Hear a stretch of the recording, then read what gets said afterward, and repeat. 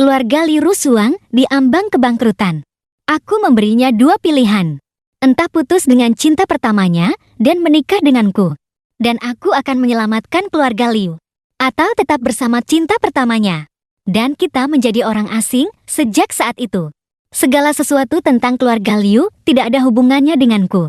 Aku masih ingat hari itu. Liu Rusuang menangis lama di hadapanku. Memohon padaku untuk menyelamatkan keluarganya. Memohon padaku untuk merestui cintanya dengan Jibo. Aku tidak goyah. Aku hanya memberinya waktu 1 hari untuk mempertimbangkan. Keesokan harinya, Liu Rusuang datang menemuiku dengan gaun pengantin. Saat melihatku, dia menunjukkan senyum yang lebih buruk dari tangisan. Matanya penuh dengan keengganan. Dia berkata, "Fang Yuan, sesuai keinginanmu, aku akan menikah denganmu." Aku mengangkat tangan dan dengan lembut menyeka air mata di sudut matanya dengan ujung jariku. Sentuhanku terasa sedingin es. "Jangan menangis, Liu Rusuang." Aku menatapnya. Nada suaraku setenang sedang membicarakan cuaca. "Mulai hari ini, kau adalah istriku, istri Fang Yuan. Kau boleh membenciku, boleh tidak mencintaiku. Tapi kau tidak boleh membuatku kehilangan muka. Singkirkan cinta pertamamu yang bernama Jibo itu dari otakmu dan hatimu. Bersihkan sampai tuntas." Tubuhnya tersentak kaget. Di matanya yang jernih seperti air. Untuk pertama kalinya, kebencian yang mendalam menyala untukku. Pernikahan kami sangat sederhana. Tidak ada jamuan tamu. Hanya mendaftarkan pernikahan. Aku membawanya kembali ke vilaku di Linjiang. Tempat ini sangat besar, tapi juga sangat sepi. Seperti hubungan di antara kami. Di malam pernikahan, dia mengenakan gaun tidur sutra putih. Berdiri di depan jendela dari lantai ke langit-langit. Seperti patung yang indah dan rapuh. Aku berjalan mendekat dan memeluknya dari belakang. Tubuhnya kaku seperti batu. "Fang Yuan, kau mendapatkan tubuhku, tetapi kau tidak akan pernah mendapatkan hatiku." Suaranya sedingin es. Aku tertawa mengejek, mencengkeram dagunya. Memaksanya untuk berbalik menatapku. "Liu Rusuang, kau salah paham tentang satu hal. Yang kubutuhkan hanyalah identitas sebagai Nyonya Fang. Adapun hatimu." Aku berbisik di telinganya kata demi kata. "Aku sama sekali tidak tertarik pada siapa hatimu berada. Aku hanya berharap itu tidak memberiku masalah." Selesai berbicara, aku melepaskannya dan langsung masuk ke kamar mandi. Aku tahu untuk Liu Rusuang, bagi seorang nona besar yang dibesarkan dengan dimanja, tidak ada yang lebih menyakitkan daripada penghinaan. Aku ingin dia mengerti. Dalam transaksi ini, akulah yang berkuasa. Segala kebanggaan dan keengganannya tidak ada artinya bagiku. Kehidupan setelah menikah berjalan tanpa gejolak. Aku menggunakan kekuatan Tiang Qiong Capital. Dengan mudah menarik kembali grup Liu yang diambang kebangkrutan. Dari tepi jurang, ayahnya sangat berterima kasih padaku. Kata-katanya bahkan membawa sedikit sanjungan. Benar-benar lupa dengan harga apa putrinya. Memperoleh semua ini, Liu Rusuang masih bersikap dingin padaku. Tapi dia sangat pintar. Tahu apa yang harus dilakukan dan apa yang tidak boleh dilakukan. Di depan umum, dia memainkan peran sebagai Nyonya Fang yang lembut dan berbudi luhur. Tersenyum padaku. Sangat pesat perhatian. Tapi begitu kembali ke ruang di mana hanya ada kami berdua, senyum di wajahnya akan langsung hilang, digantikan oleh lapisan es yang tebal. Dia bahkan tidak mau tidur seranjang denganku. Lebih memilih tidur di kamar tamu setiap malam. Aku tidak peduli. Asistenku, Chen Tua, agak tidak tahan melihatnya. Beberapa kali mengingatkanku, "Tuan Fang, perang dingin seperti ini antara suami istri bukanlah solusi. Nona Liu, Nyonya, bagaimanapun juga, hatinya masih memikirkan Jibo itu. Biarkan saja dia memikirkannya." Aku membolak-balik dokumen tanpa mengangkat kepala. Selama dia berperilaku baik, aku tidak peduli dengan dunia mentalnya. Tapi Chen Tua tampak ragu-ragu. Jibo itu sepertinya akhir-akhir ini tidak tenang. Aku dengar, dia sedang mencari tahu kabar Nyonya melalui teman-temannya. Tanganku yang sedang menandatangani berhenti sejenak. Aku mengangkat mata. Selidiki dengan jelas. Jika mereka berani bertemu diam-diam, beritahu aku sesegera mungkin. Aku tahu betul dalam hatiku, Liu Rusuang dan Jibo, pasangan teman masa kecil yang dianggap sebagai kisah indah itu, Sama sekali tidak mungkin memutuskan hubungan dengan begitu mudah. Aku sedang menunggu mereka masuk ke dalam perangkap. Kesempatan itu datang dengan cepat. Ulang tahun Liu Rusuang akan segera tiba. Di tahun-tahun sebelumnya, pesta ulang tahunnya selalu menjadi acara besar di kota. Tapi tahun ini, keluarga Liu baru saja melewati krisis. Tentu saja tidak berani boros lagi. Dia dengan hati-hati bertanya padaku, apakah dia bisa makan malam sederhana dengan beberapa sahabatnya? Aku melihatnya yang berpura-pura tenang. Padahal telapak tangannya berkeringat karena gugup. Aku merasa sedikit geli. Boleh, aku menyetujuinya dengan cepat. Biaya restoran, semuanya catat di tagihanku. Bersenang-senanglah. Nyonya Fang. Dia jelas tertegun sejenak. Sepertinya tidak menyangka aku begitu mudah diajak bicara. Secercah emosi rumit melintas di matanya. Terima kasih, katanya dengan suara rendah. Aku tidak lagi menatapnya. Tapi aku tahu, dia pasti akan bertemu di pesta itu dengan orang yang paling ingin dia temui. Di hari ulang tahunnya, Liu Rusuang berdandan sangat cantik. Gaun panjang berwarna ungu muda membuat kulitnya yang sudah putih tampak semakin bening. Wajahnya dirias dengan riasan tipis yang indah. Alis dan matanya membawa sedikit antisipasi dan kegembiraan. Ekspresi seperti ini belum pernah kulihat sejak menikahinya. Aku mau pergi, dia berkata padaku sambil berdiri di teras depan. Pergilah. Aku duduk di sofa menonton berita keuangan. Tanpa menoleh, cepat pulang. Setelah dia pergi, telepon Chin Tua langsung masuk. Tuan Fang, Nyonya sudah pergi. Orang kita mengikutinya. Kirimkan lokasinya padaku. Selain itu, sinkronkan semua jadwal Jibo hari ini padaku. Baik. Setengah jam kemudian, aku menerima alamatnya. Sebuah restoran Prancis yang elegan. Memang benar Liu Rusuang. Dan gaya yang disukai oleh sahabat-sahabatnya. Dan jadwal Jibo, seperti yang kuduga. Pada waktu yang sama, muncul di sebuah kafe.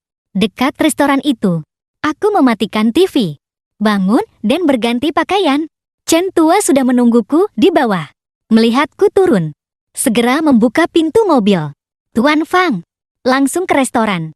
Tidak, aku duduk di kursi belakang. Pergi ke kedai teh di seberang restoran. Cari kamar pribadi dengan pemandangan terbaik.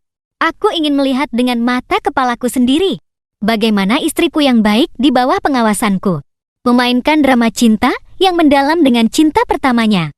Kamar pribadi di kedai teh itu bergaya antik. Melalui jendela kaca yang besar, bisa dengan jelas melihat pintu masuk restoran Prancis di seberang jalan. Aku memesan sepoci teh Longjing terbaik. Menunggu dengan tenang. Sekitar 1 jam kemudian, sosok Liu Rusuang muncul di pintu restoran. Dia sepertinya mencari alasan untuk keluar. Dengan cemas melihat sekeliling. Tak lama kemudian, Jibo keluar dari bayang-bayang di sudut jalan. Dia mengenakan kemeja putih, berperangai lembut. Terlihat memang memiliki aura cinta pertama. Begitu keduanya bertemu, lingkaran mata Liu Rusuang langsung memerah. Jibo melangkah maju dengan cepat dan memeluknya. Aku mengangkat cangkir teh dan menyesapnya perlahan. Air teh panas mengalir di tenggorokanku. Namun tidak bisa sedikit pun menghilangkan dingin di hatiku. Chin Tua berdiri di belakangku. Tidak berani bernapas. Aku bisa membayangkan apa yang mereka katakan. Tidak lebih dari, Rusuang, kau menderita. Jibo, aku sangat merindukanmu. Tunggulah aku lagi. Aku pasti akan membawamu pergi. Dan omong kosong lainnya. Mereka berpelukan seolah-olah tidak ada orang lain. Seolah-olah seluruh dunia hanya ada mereka berdua.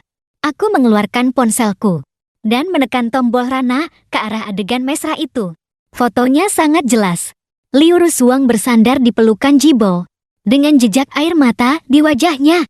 Sementara Jibo menunduk dan mencium keningnya dengan penuh kasih sayang. Sebuah foto yang sempurna, yang bisa langsung meledakkan opini publik. Tuan Fang, apakah? Suara Chen Tua terdengar ragu. Tidak perlu terburu-buru.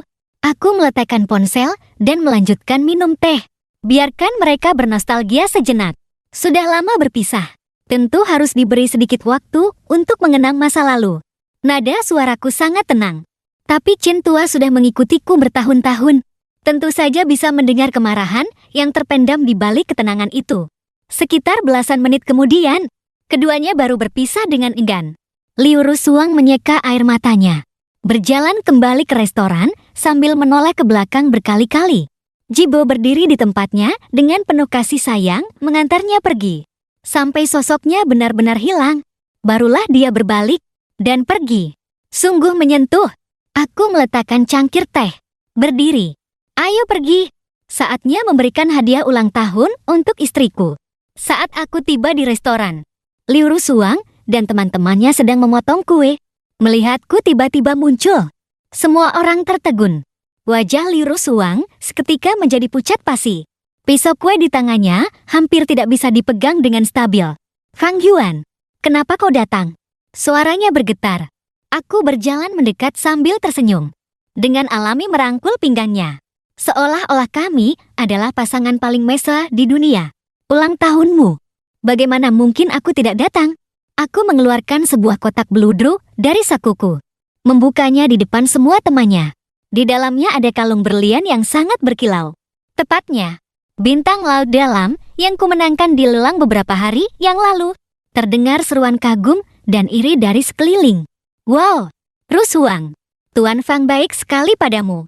Inikah bintang laut dalam yang legendaris itu? Astaga, aku hanya pernah melihatnya di majalah. Liu Rusuang menatap kalung itu, tetapi tidak bisa tersenyum. Matanya dipenuhi ketakutan dan kegelisahan. Suka? Tanyaku lembut padanya. Sambil memasukkan sebuah amplop ke tangannya tanpa terlihat. Hadiah ulang tahun untukmu. Buka dan lihat. Ada kejutan lain. Napasku berhembus di telinganya. Dengan tekanan yang tak terbantahkan. Tubuhnya membeku di bawah tatapan semua orang. Dia hanya bisa membuka amplop itu dengan tangan gemetar. Di dalam amplop tidak ada kartu ucapan. Hanya selembar foto. Tepatnya, foto saat dia dan Jibo berpelukan di seberang jalan tadi. BOAM. Otak Liu Rusuang seolah meledak. Tangannya lemas. Foto itu melayang jatuh ke lantai. Salah satu sahabat terdekatnya. Dengan sigap mengambilnya. Hanya dengan sekali lihat, mulutnya ternganga kaget. Suasana seketika membeku. Tatapan semua orang bolak-balik antara Liu Rusuang dan foto itu.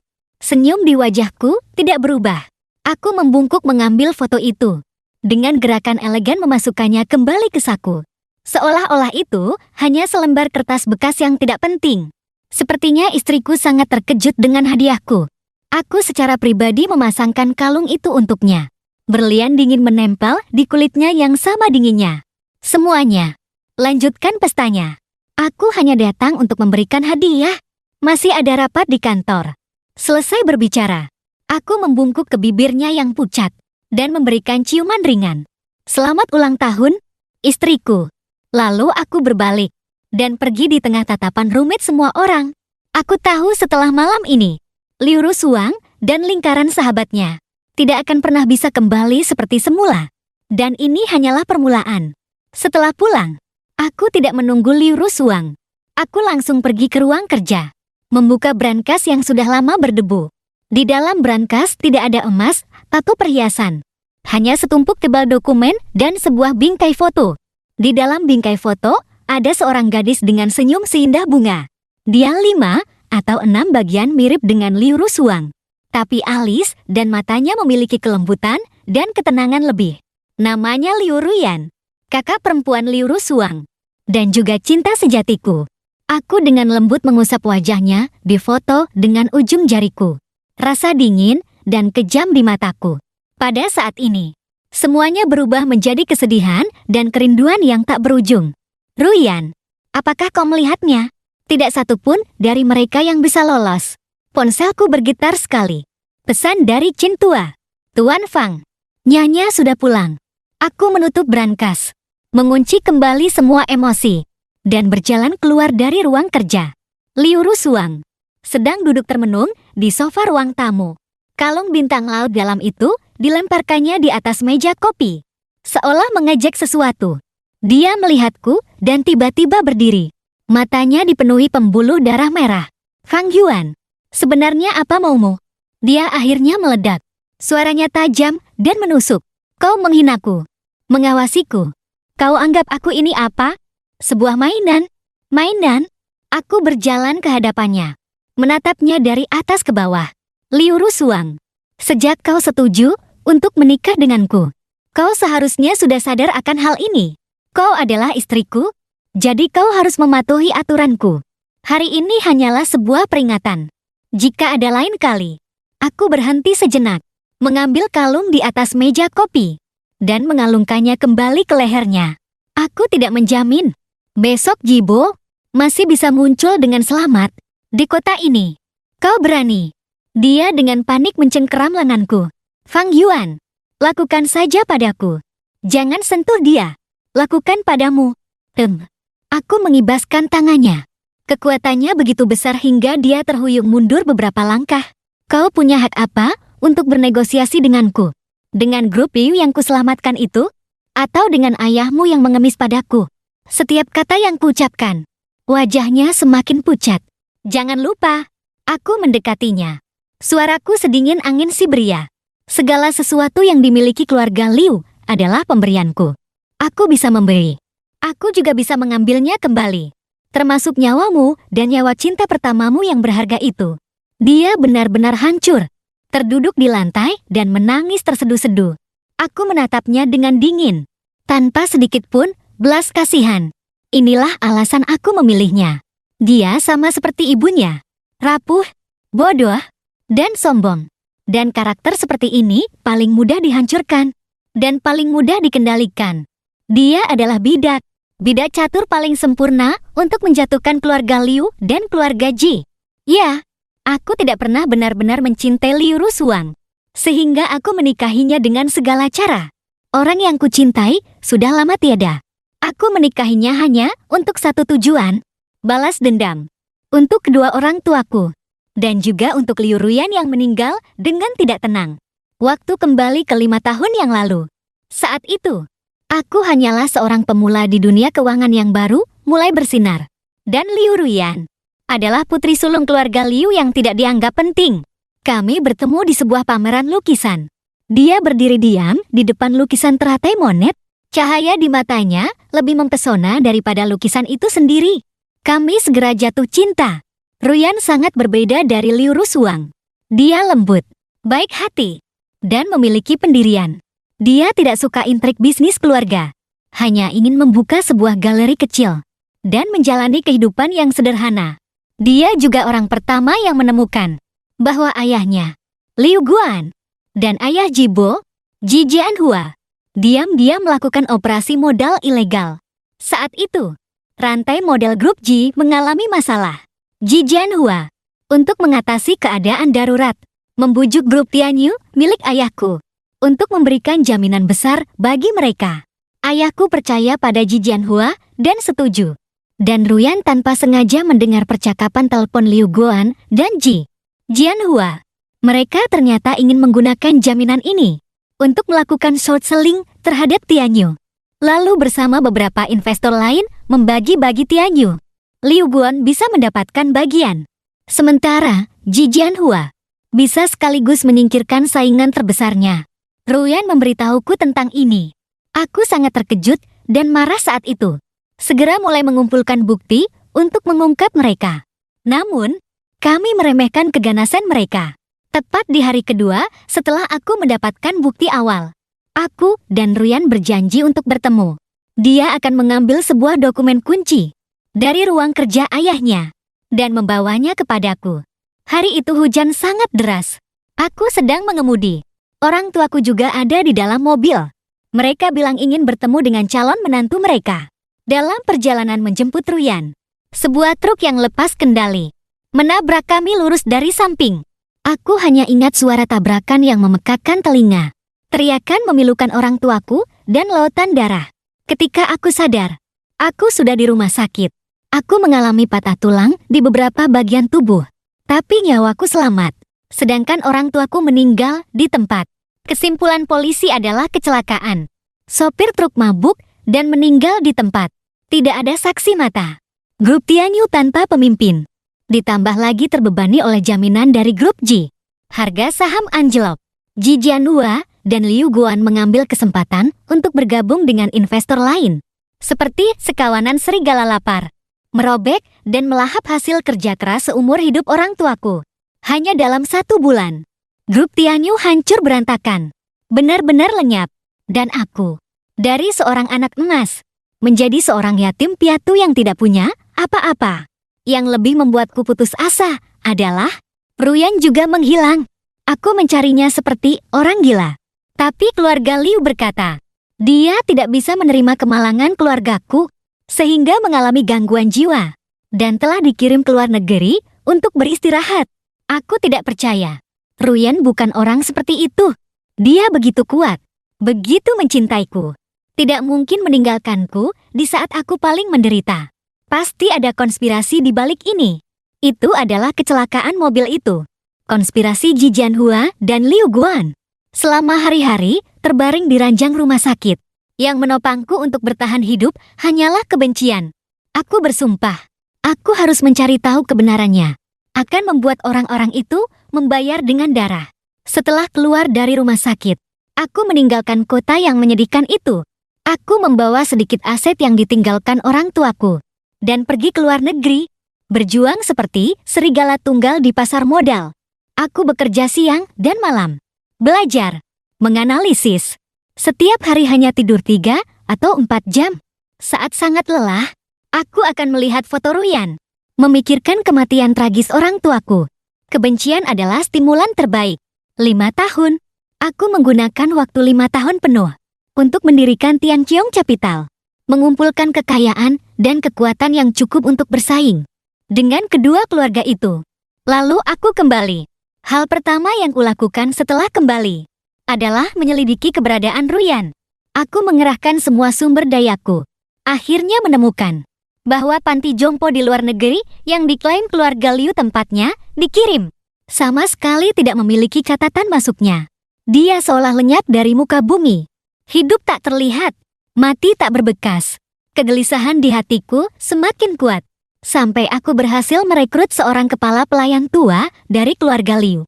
Dia membutuhkan sejumlah uang untuk pengobatan putranya.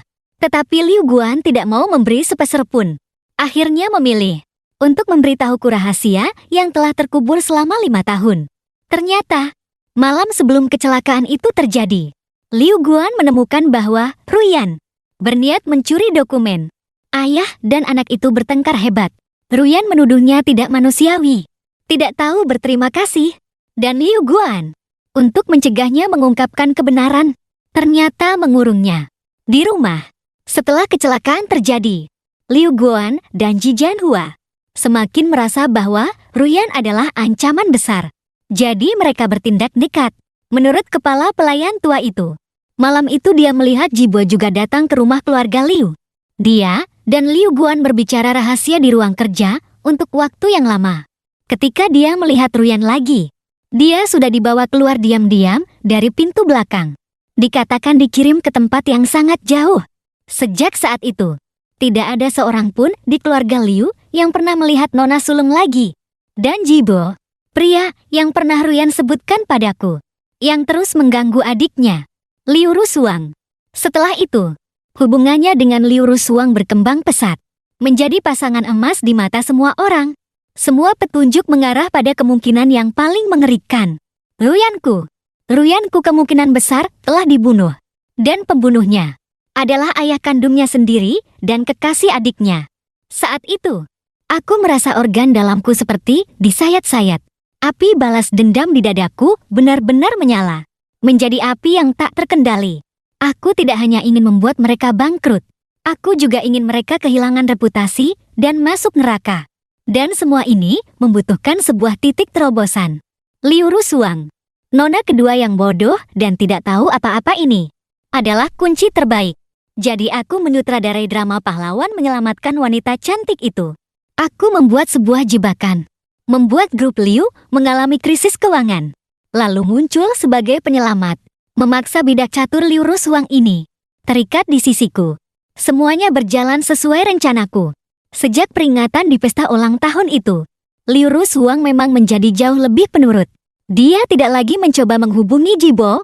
Setiap hari tinggal di villa, seperti boneka tanpa jiwa. Aku pun mulai melaksanakan rencanaku secara bertahap. Aku menggunakan hak kontrol absolutku atas grup Liu. Mengirim orang-orangku untuk masuk ke Departemen Keuangan dan audit perusahaan. Dengan dalih melakukan penataan ulang keuangan. Sebenarnya mencari bukti kejahatan persekongkolan Liu Guan dan Jijian Hua di masa lalu. Pada saat yang sama, aku meminta Chen Tua untuk terus menyelidiki kecelakaan mobil 5 tahun yang lalu. Meskipun sopir truk itu sudah meninggal, tapi keluarganya masih ada. Aku tidak percaya. Sebuah kecelakaan karena mabuk biasa bisa direncanakan dengan begitu tepat. Pasti ada seseorang di baliknya. Benar saja. Chen Tua segera mendapatkan terobosan. Istri sopir truk itu keceplosan. Mengatakan bahwa suaminya tidak lama sebelum kecelakaan menerima uang sebesar 500.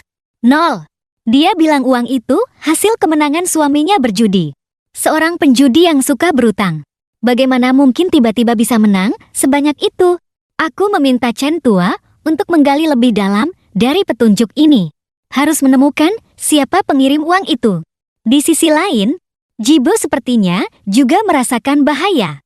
Dia tidak bisa menghubungi Liu Rusuang. Lalu mulai mencari cara lain. Dia menggunakan media untuk membesar-besarkan.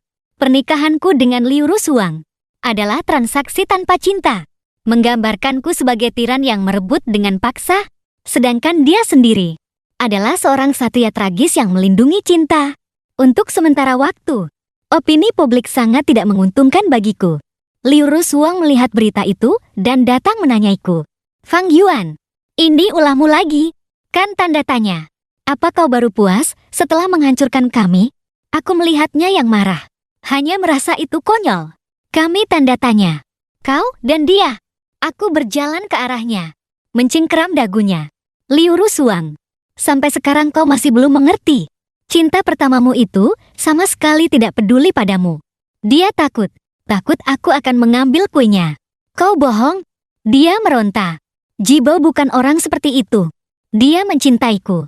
Cinta. Aku seperti mendengar lelucon terbesar. Jika dia benar-benar mencintaimu, 5 tahun yang lalu, seharusnya dia membawamu kabur. Jika dia benar-benar mencintaimu, sekarang seharusnya dia melakukan sesuatu yang nyata untuk menyelamatkanmu. Bukan bersembunyi di belakang dan menjadikan media sebagai senjatanya. Diam. Dia menutup telinganya. Tidak mau mendengar lagi. Aku malas berdebat dengannya lagi. Orang bodoh hanya akan sadar ketika melihat kebenaran yang berdarah. Akan sadar. Aku perlu menambahkan sedikit bumbu agar Jibo benar-benar panik. Aku sengaja menyebarkan berita. Mengatakan Tian Qiong Capital berencana mengakuisisi penuh sebuah anak perusahaan yang paling berharga di bawah grup Ji. Begitu berita ini keluar, harga saham Ji anjlok. Jibo benar-benar tidak bisa duduk diam lagi. Dia berinisiatif mengajakku bertemu. Tempat pertemuannya di klub di lantai atas perusahaannya. Jibo mengenakan setelan jas yang pas di badan. Wajahnya tersenyum ramah. Tapi kecemasan di matanya tidak bisa disembunyikan. Tuan Fang, sudah lama mendengar namamu. Dia mengulurkan tangan padaku. Aku tidak menghiraukannya dan langsung duduk di sofa. Mengambil gelas anggur di atas meja dan menggoyangkannya. Tuan Ji, kalau ada yang ingin dikatakan, katakan saja langsung. Waktuku berharga. Tangannya berhenti di udara dengan canggung. Senyum di wajahnya agak kaku. Dia menarik kembali tangannya dan duduk di seberangku. Mengambil napas dalam-dalam dan berkata, Tuan Fang, orang bijak tidak berbicara berbelit-belit. Kau menargetkan grup J tidak lain karena ingin aku menyerah. Aku bisa menyetujuinya. Asalkan kau memperlakukan Rusuang dengan baik. Aku bisa mundur. Aktingnya yang berkorban demi cinta ini sungguh bagus. Sayangnya di mataku hanya terasa menjijikan. Mundur. Aku tertawa kecil. Tuan Ji, apa kau salah paham? Aku menikahi Liu Rusuang. Tidak ada hubungannya sama sekali dengan kau bersamanya atau tidak. Adapun aku menargetkan grup Ji. Aku meletakkan gelas anggur, mencondongkan tubuh ke depan, menatapnya kata demi kata. Murni karena aku tidak suka dengan kalian. Wajahnya seketika menjadi pucat pasi. Fang Yuan, jangan keterlaluan. Keterlaluan. Aku berdiri dan berjalan ke arahnya, menatapnya dari atas. 5 tahun yang lalu, saat kalian menelan grup Tianyu. Kenapa tidak bilang keterlaluan? Ji Jianhua, Liu Guan, beranikah kau bilang kau tidak kenal nama-nama ini? Mendengar kedua nama ini, pupil mata Ji Bao langsung menyusut. Aku tidak tahu apa yang kau bicarakan. Matanya mengelak, jelas panik. Tidak tahu.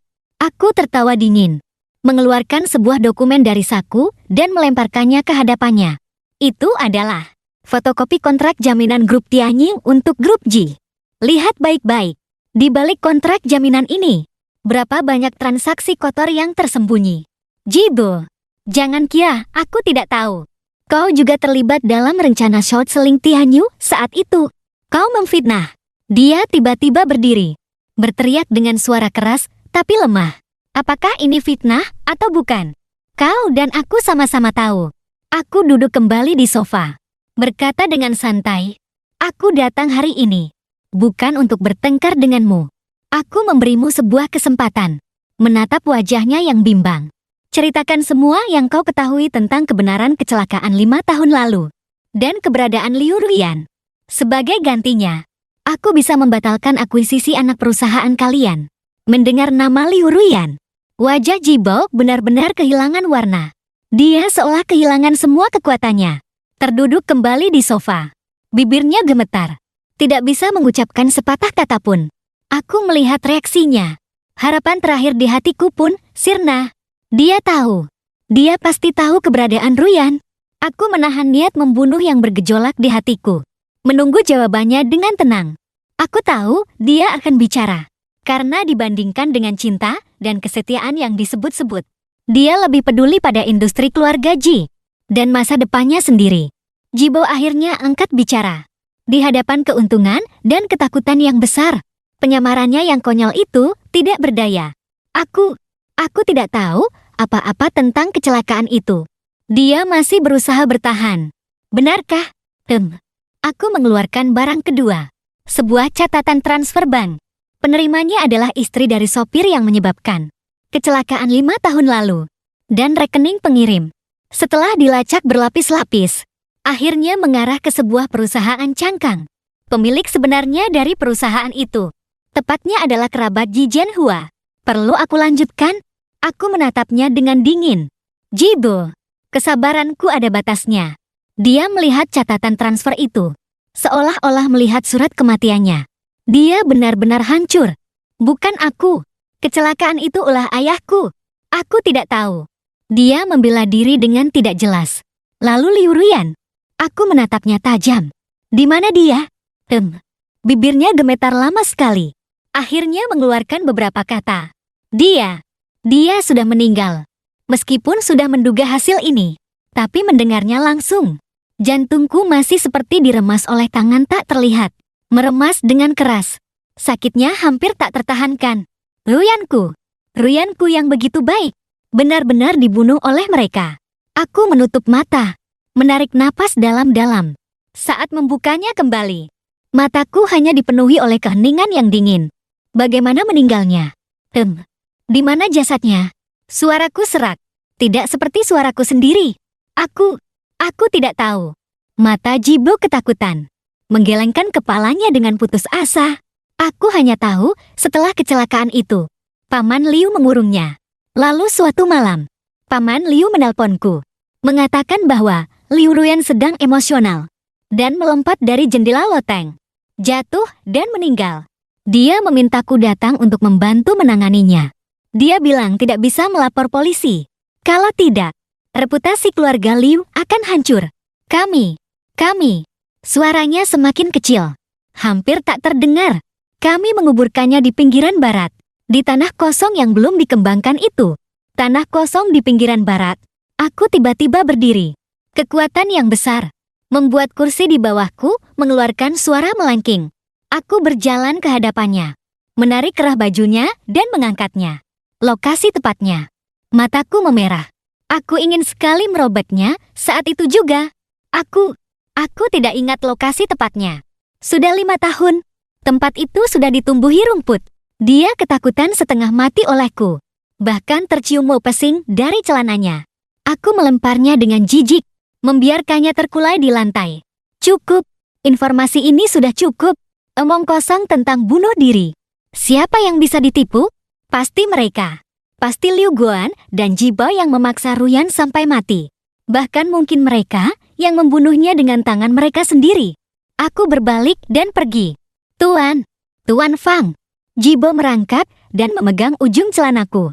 Kau sudah berjanji padaku. Lepaskan. Gupji. Aku berhenti. Menunduk menatap wajahnya yang basah oleh air mata dan ingus. Kapan aku berjanji padamu? Aku menendangnya menjauh. Aku hanya bilang memberimu kesempatan. Sekarang kesempatan itu sudah tidak ada. Keluar dari klub yang menjijikan ini. Aku segera menelpon Chen Tua. Chen Tua, kerahkan semua orang untuk memblokir tanah kosong di pinggiran barat. Cari. Bahkan jika harus membalikkan seluruh tanah itu. Kalian harus menemukan Nona Sulung. Selain itu, siapkan semua materi. Besok pagi, aku ingin grup Liu dan grup Ji lenyap selamanya dari dunia ini. Setelah menutup telepon, aku menatap langit yang mendung. Air mata akhirnya mengalir tak terkendali. Ruyan, tunggu aku. Aku akan segera membawamu pulang. Aku tidak tahu bagaimana aku bisa kembali ke villa. Di kepalaku terus terngiang kata-kata Jibo. Dia sudah meninggal. Dikuburkan di tanah kosong. Setiap kata seperti sebilah pisau yang terus mengiris hatiku. Aku mengurung diri di ruang kerja. Berkali-kali melihat satu-satunya foto kebersamaanku dengan Ruyan. Di foto itu, senyumnya begitu manis, begitu indah. Dia bilang, saat kita menikah nanti, dia ingin menanam halaman penuh dengan bunga matahari. Karena bunga matahari selalu menghadap matahari. Seperti dia yang selalu menghadapku. Tapi sekarang, mataharinya telah terbenam. Dan dia terkubur di bawah tanah yang dingin dan gelap. 5 tahun. Aku tidak bisa membayangkan selama 5 tahun ini. Dia terbaring sendirian di tanah tandus itu. Betapa dingin dan sepinya. Liu Guan, Ji Jianhua, Jibo, aku, Fang Yuan, bersumpah demi langit. Jika tidak membuat kalian menjadi abu, aku bersumpah bukan manusia. Entah berapa lama. Pintu ruang kerja diketuk. Fang Yuan, buka pintunya. Itu suara Liu Rusuang. Aku tidak menghiraukannya. Dia terus mengetuk di luar. Aku tahu kau sedang tidak baik. Aku melihat beritanya. Kerangka grup Ji. Suaranya terdengar ragu dan khawatir. Apa kau sedang dalam masalah? Sungguh konyol. Dia masih mengkhawatirkan musuhnya. Aku tiba-tiba membuka pintu. Menatapnya dengan mata merah. Dia terkejut dengan penampilanku. Mundur selangkah. Kau kenapa? Aku mencengkeram pergelangan tangannya. Menyeretnya ke dalam ruang kerja. Lalu brak. Aku membanting pintu dan menguncinya. Aku membantingnya dengan keras ke dinding. Mengambil bingkai foto itu dari brankas. Melemparkannya ke hadapannya. Lihat baik-baik. Lihat baik-baik siapa dia. Liu Rusuang menatap wajah yang familiar di bingkai foto itu. Pupil matanya tiba-tiba membesar. Kakak, kenapa kau punya foto kakakku? Kakakmu. Aku mencakik lehernya dan menekannya ke dinding. Kebencian yang luar biasa membuatku hampir kehilangan akal. Dia juga calon istriku yang belum kunikahi. Satu-satunya wanita yang pernah kucintai seumur hidupku. Wajah Liu Rusuang memerah karena kekurangan oksigen. Dia menatap dengan mata terbelalak ketakutan. Dengan panik memukul tanganku. 5 tahun yang lalu, aku dan dia akan segera menikah. Ayahmu lah, Liu Guan. Dan ayah dari cinta pertamamu, Jibo, yaitu Ji Jianhua. Mereka membuat sebuah kecelakaan mobil yang membunuh orang tuaku dan menghancurkan keluargaku. Tidak mungkin. Liu Rusuang berhasil mengeluarkan beberapa kata. Air mata mengalir deras. Tidak mungkin. Aku mempererat cengkeramanku. Kalau begitu, katakan padaku, kemana sebenarnya kakakmu? Liu Ruyan. Pergi tanda tanya. Keluargamu bilang dia pergi ke luar negeri. Kenapa aku tidak bisa menemukan catatan kepergiannya? Mata Liu Rusuang dipenuhi kebingungan dan ketakutan. Aku tidak tahu. Ayah bilang kakak mengalami guncangan dan sakit. Dikirim ke tempat yang sangat tenang untuk dirawat. Dirawat? Aku tertawa terbahak-bahak. Tawaku dipenuhi dengan kesedihan dan keputusasaan. Ya, tempat yang sangat tenang. Tanah kosong di pinggiran barat. Sangat tenang hingga dia tidak akan pernah bisa bereinkarnasi. Aku tiba-tiba melepaskannya. Dia jatuh ke lantai. Batuk dengan hebat. Menghirup udara dengan rakus. Aku berjongkok dan mencengkeram kerah bajunya. Memaksanya menatap mataku. Liu Rusuang, dengarkan baik-baik. Kakakmu, Liu Ruyan, sudah meninggal 5 tahun yang lalu. Oleh ayahmu yang baik. Dan cinta pertamamu yang berharga itu. Mereka membunuhnya dan menguburnya. Di tanah kosong. Aku tidak percaya. Aku tidak percaya. Dia menggelengkan kepalanya dengan panik. Air mata seperti mutiara yang putus talinya. Kau bohong? Kau bohong padaku. Bohong padamu. Aku mengeluarkan ponselku. Memutar rekaman suara dan melemparkannya ke hadapannya. Itu adalah rekaman pembicaraanku dengan Jibo di klub. Jibo. Suara ketakutan terdengar jelas dari ponsel. Liu Ruyan sedang emosional. Dia melompat dari jendela lotang dan jatuh hingga tewas. Kami menguburkannya di sebidang tanah kosong di pinggiran barat, yang belum dikembangkan. Setiap kata seperti palu godam, yang menghantam keras hati Liu Rusuang. Tangisannya berhenti seketika. Seluruh tubuhnya membeku, seolah jiwanya telah direnggut. Dunianya runtuh pada saat itu. Aku melihatnya yang linglung, tanpa sedikit pun belas kasihan. Inilah hasil yang kuinginkan.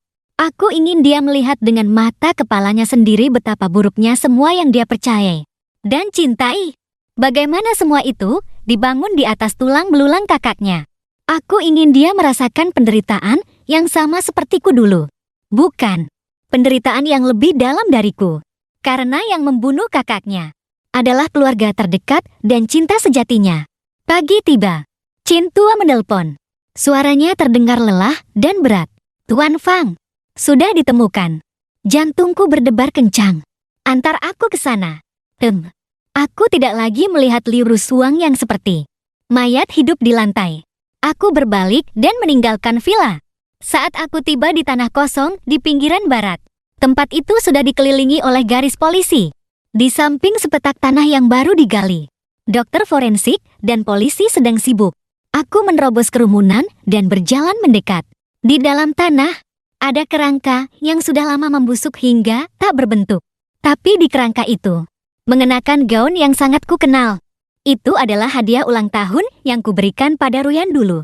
Sebuah gaun biru muda. Dan di tulang jari kerangka itu, sebuah cincin platina kecil, memantulkan cahaya redup di bawah sinar pagi. Itu adalah cincin lamaranku untuknya. Saat itu, aku tidak bisa lagi menahan diri.